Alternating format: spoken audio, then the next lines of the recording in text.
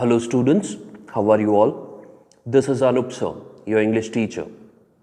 Students, in the previous video, we had started the new lesson that is This is Jody's Fawn, which we had completed half. In this video, we will continue the rest of this lesson.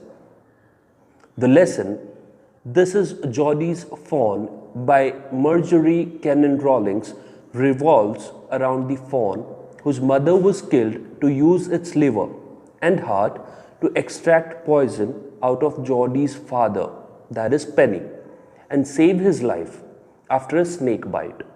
It begins with Jody convincing his pa to bring the fawn home and raise it. Then his ma, and then finally going to Millville to search for it. The lesson takes you through Jody's journey from finding the fawn till taking it home with him. So students, now let's continue with the lesson. He waited for the sound of the hooves to end, then cut to the right. The scrub was still. Only his own crackling of twigs sounded across the silence. He wondered for an instant if he had mistaken his direction. Then a buzzard rose in front of him and flapped into the air. He came into the clearing under the oaks. Buzzards sat in a circle around the carcass of the dove. They turned their heads on their long scrawny necks and hissed at him. He threw his bow at them, and they flew into an adjacent tree. The sand showed large cat prints, but the big cats killed fresh, and they had left the door for the carrion birds. Students, here the word hooves means the horny part of the foot of a horse. The word crackling means sharp sound. The word twigs means a slender woody shoot growing from a branch or stem of a tree or shrub. The word buzzard means a large hawk-like bird of prey with broad wings and a rounded tail, often seen soaring in wide circles.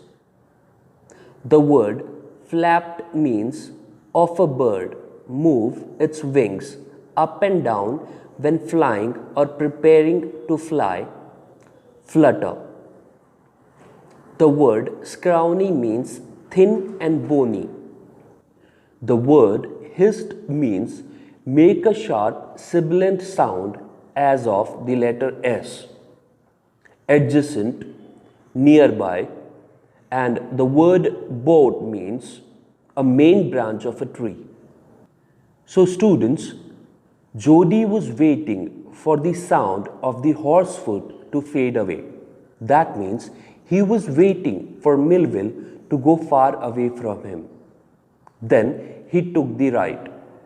The scrub that was in front of him stood still.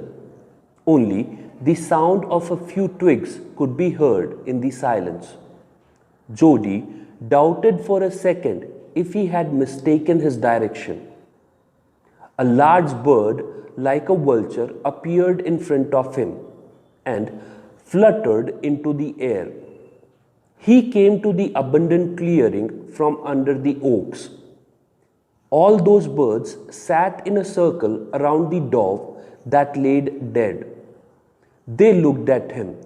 With their heads, they laid on their long necks and hissed at him. That means they made a sound to scare Jody. Jody threw his bow at them and they flew into a nearby tree. The sand showed marks of a large cat footprints who had killed it recently and had left the door for the carrion birds. He parted the grass at the place where he had seen the fawn. It did not seem possible that it was only yesterday. The fawn was not there. He circled the clearing. There was no sound, no sign. The buzzards cracked their wings, impatient to return to their business. He returned to the spot where the fawn had emerged and dropped on all fours, studying the sand for small hoof prints. The night's rain had washed away all the tracks except those of cats and buzzards. Students, here the word clacked means make a sharp sound or series of noises. So students, Jody separated the grass from the place where he saw the fawn the previous day. He could not believe it had been just a day. The fawn was not there at that place. Jody searched the abandoned land, but there was no sign and no sound of anyone. On the other hand, the buzzards made sound with their wings out of desperation to come back to the place where they were eating the animal, the dead dove. Jody began looking at the place where the fawn had appeared from and began reading the small hoof prints in the sand. But the rain from last night had washed all the tracks except cats and buzzards. Movement directly in front of him startled him so that he tumbled backward. The fawn lifted its face to his. He turned its head with a wide, wondering motion and shook him through with the stare of its liquid eyes. It was quivering. It made no efforts to rise or run. Jody could not trust himself to move. He whispered, "It's me." The fawn lifted its nose, scenting him. He reached out one hand and laid it on the soft neck. The touch made him delirious. He moved forward on all fours until he was close beside it. He put his arms around its body.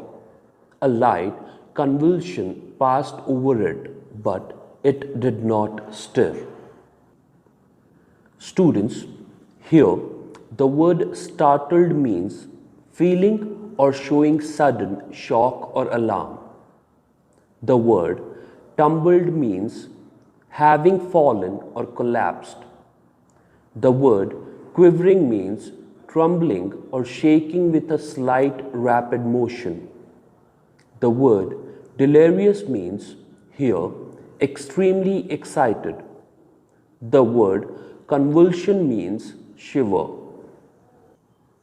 So students, Jody was shocked after having experienced some movement in front of him, and he fell backwards. It was the fawn. The fawn lifted his face with a wide and wondering motion to see Jody and stared at him with his liquid eyes that it left Jody shocked.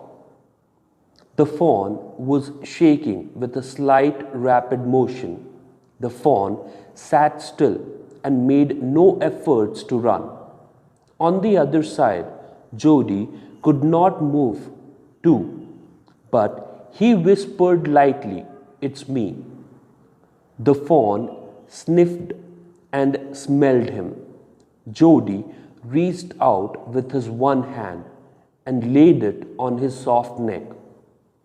His touch made the fawn excited and he moved forward in an attempt to be close to Jody. Jody put his arms around the fawn, which made the fawn shiver slightly, but he did not stir, which means he was not frightened but comfortable. He stroked its side as gently as though the fawn were a china deer and he might break it. Its skin was very soft. It was sleek and clean and had a sweet scent of grass. He rose slowly and lifted the fawn from the ground. Its legs hung limply. They were surprisingly long, and he had to hoist the fawn as high as possible under his arm. Students, here the word China deer means a clay deer that is easily broken. The word sleek means smooth and shiny. The word limply means lacking stiffness. The word hoist means an act of raising or lifting something. So, students, Jody stroked the sides of the fawn as gently as he could because he was scared that he might break the fawn into pieces as the clay deer breaks. The fawn was soft, sleek, and clean, and even possessed a pleasant scent of grass. Jody lifted the fawn from the ground in a way that hung its limbs in the air. The fawn's legs were quite long, so Jody had to hold him as high as possible from the ground under his arms. He was afraid that it might kick and bleat at sight and smell of its mother. He skirted the clearing and pushed his way into the thicket. It was difficult to fight through with his burden. The fawn's legs caught in the bushes, and he could not lift his own with freedom. He tried to shield its face from prickling vines. His head bobbed with his steroid. His head thumped with the marvel of its acceptance of him. He reached the trail and walked as fast as he could until he came to the intersection with the road home. He stopped to rest and set the fawn down on its dangling legs. It wavered on them. It looked at him and bleated. Students, here the word bleat means the weak, wavering cry made by a sheep, goat, or calf. The word thicket means a dense group of bushes or trees. The word vines means climbing or trailing woody stemmed plant related to the grapevine. The word steroid means walk with long, decisive steps in a specified direction. The word dangling means hanging or swinging loosely. The word wavered means move in a quivering way, flicker. The word bleated means make a characteristic weak, waving cry. So, students, Jody was afraid when he was carrying the fawn that it might run away or cry when it sees the mother or smell the scent of its mother. He tried to clear its way to the thicket. It was difficult for Jody to carry the fawn's burden and walk through the scrubs. The fawn's legs were so long that it caught up in the bushes. So he was trying to lift the fawn as high as possible to carry it safely. Jody tried to save the fawn's face from touching the vines. And due to the movement of the walk, the fawn's head bobbed up and down.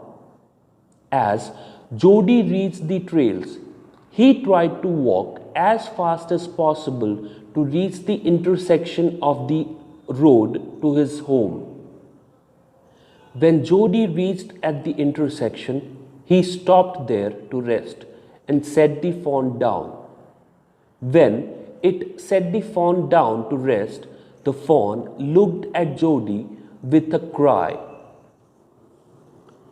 He said, enchanted, I'll carry you after I get my breath. He remembered his father saying that a fawn would follow if it had first been carried. He started away slowly. The fawn started after him. He came back to it and stroked it and walked away again. It took a few bobbling steps towards him and cried piteously. It was willing to follow him. It belonged to him. It was his own. He was light-hearted with his joy. He wanted to fondle it, to run and to romp with it, to call to it, to come to him. He dared not to alarm it. He picked it up and carried it in front of him, over his two arms. It seemed to him that he walked without efforts. Students, here the word enchanted means filled with delight, charmed. The word stroked means move one's hands gently over a surface, repeatedly, caress. The word wobbling means move unsteadily in a particular direction, particularly from side to side. The word fondle means stroke or cares lovingly. The word light-hearted means unable to think clearly. The word romp means play. The word alarm means frighten. So students, Jody had taken a bit of rest.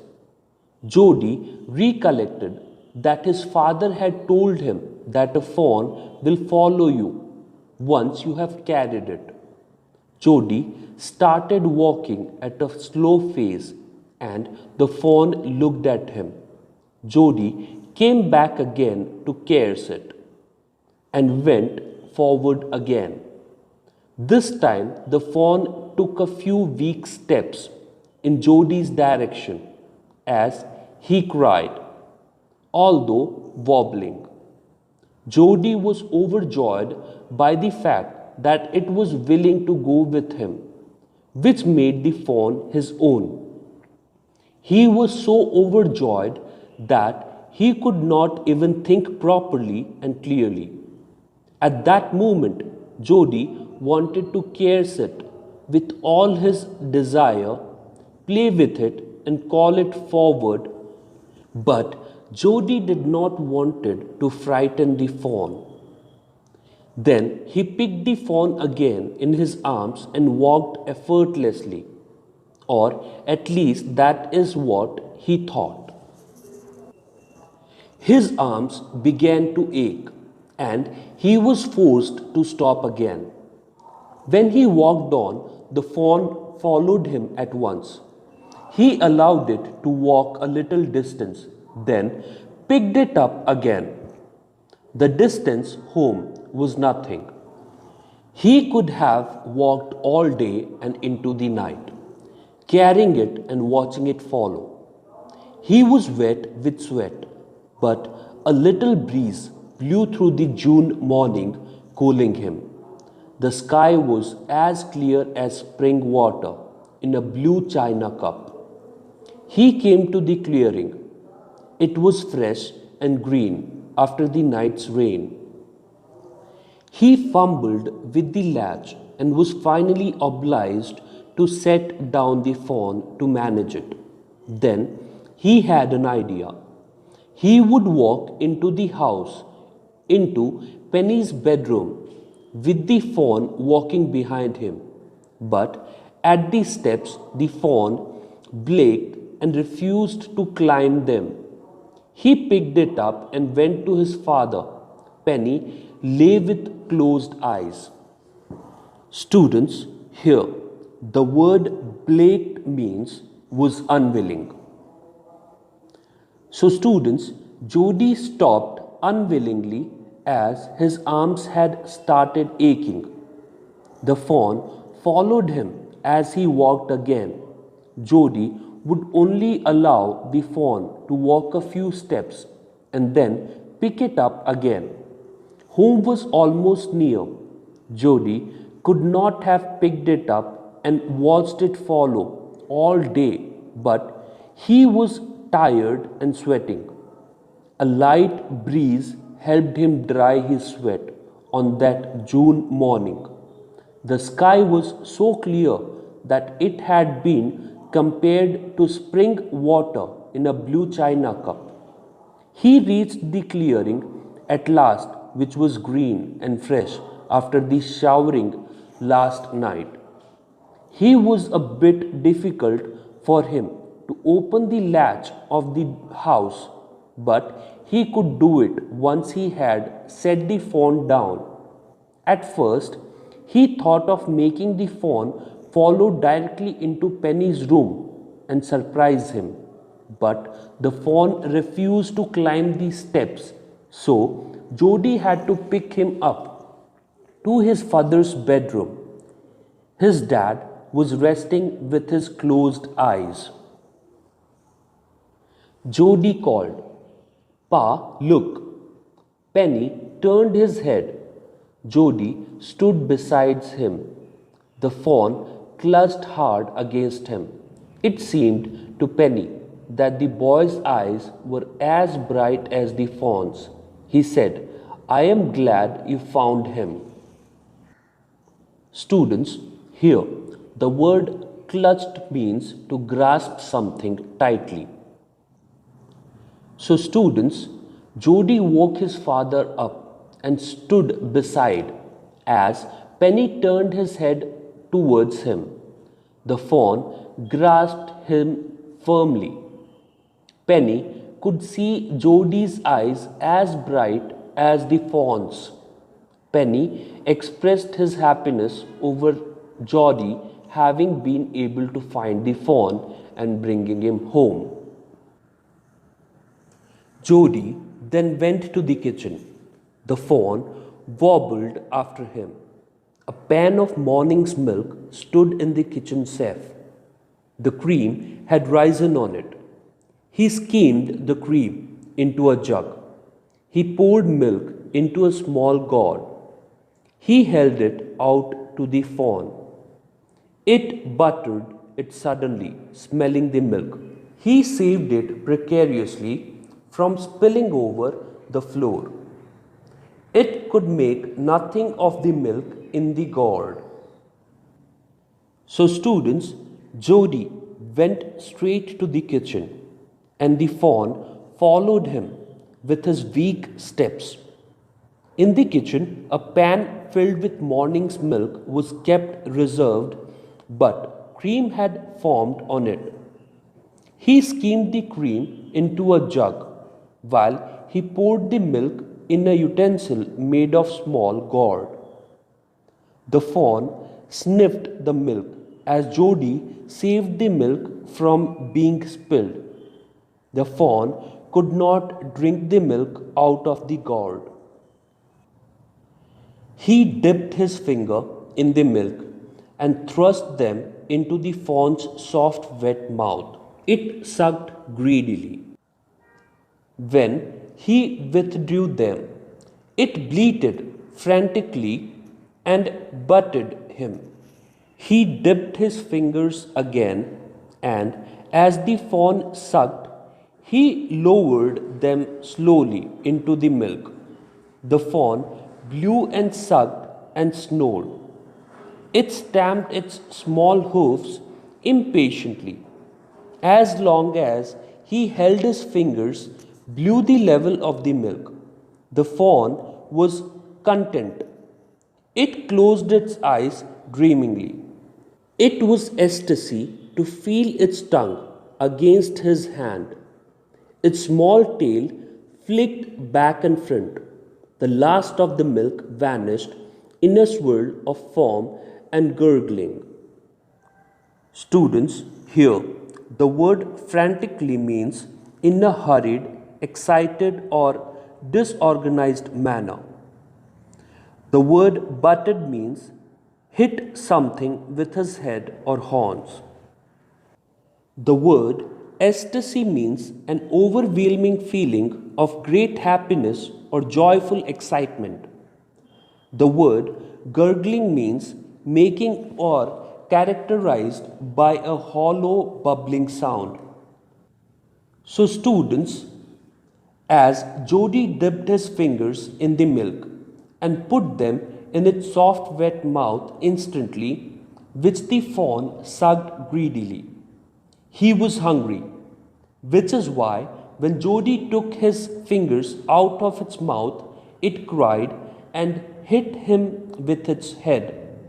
The next time Jody put his fingers in the fawn's mouth, he gently lowered it so as to bring it near the utensil. The fawn became impatient, blew the milk as he sucked it, and made sounds. The fawn was calm till Jody kept its finger inside the milk, and he drank with eyes closed in satisfaction. Jody felt overwhelmed on feeling its tongue against his hand, and as his small tail moved back and front, the milk disappeared quickly, forming bubbles which was made by bubbling sound. So students, this is all about this lesson in these two videos. I will send you the PDF of the notes which you will have to write down in your classwork. Till then, this is Anup sir saying thank you and goodbye.